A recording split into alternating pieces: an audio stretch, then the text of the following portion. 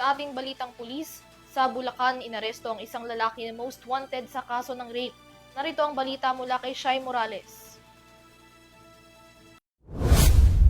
Arestado ang kinikilalang si alias Chico, isang most wanted person sa municipal level sa isang manhunt operation kagabi, ika-15 araw ng Setyembre, sa barangay Pulong Buhangin sa Santa Maria, Bulacan.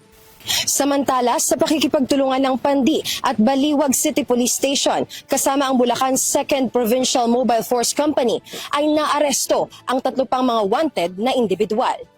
Ayon sa ulat ni Police Lieutenant Colonel Volte Rivera ng Santa Maria Municipal Police Station, pasado alas 7 kagabi nang maaresto ang sospek sa bisa ng warrant of arrest na inihain ng Family Court Branch 6 ng Santa Maria.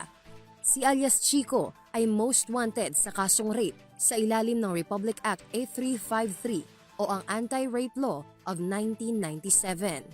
Ayon pa sa ulat, may inirekomenda namang piyansa ang nasabing korte sa kaso na umaabot sa 200,000 pesos. Ang 3 akusado ay nahaharap sa magkakahiwalay na mga kasong paglabag sa Republic Act 9003 o ang Ecological Solid Waste Management Act of 2000. Paglabag sa Section 10A ng Republic Act 7610 o Special Protection of Children Against Abuse, Exploitation, and Discrimination Act at paglabag sa Batas Pambansa bilang 22 o Anti-Bouncing Check Law. Nasa ilalim na ng kustodiya ng pulisya ang mga akusado at ang mga nakumpiskang ebidensya bago pa sila iharap sa korteng didinig sa kanilang kaso. Para sa Euro TV News, ako si Shai Morales, sumasaludo sa bawat Pilipino.